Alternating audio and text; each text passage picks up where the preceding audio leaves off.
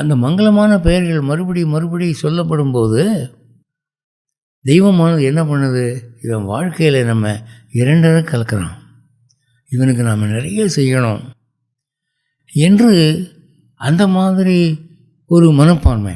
எனக்கு தெரிஞ்ச ஒரு பல மாடுகள் வச்சுருந்த ஒரு அன்பர் பால் கறக்கிற போது அந்த பெரிய லிட்டர் படிக்கு ஒரு ராமானுஜர்னு பேர் வச்சார், சின்ன லிட்டர் படிக்க மணவாள மாமனிகள்னு பேர் வச்சார்.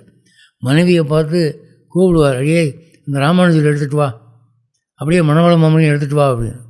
ஏன்னா ராமானுஜரும் மணவாள மாமனிகள் என்ன உயிரில்லாத அச்சேதன பொருளா இல்லை குழந்தையா தூக்கிட்டு வர்றதுக்குன்னா அது லிட்டர் படி எடுத்துகிட்டு வருது.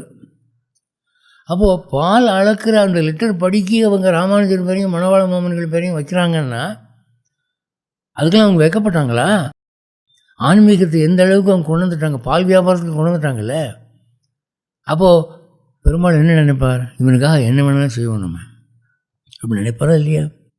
அதனால் பேர் வைக்கிற போது தெய்வத்தின் பெயர்களை நாம் தேர்ந்தெடுத்தால் அது தெய்வங்களுக்கு நாம் செய்யக்கூடிய பெரிய பூஜை.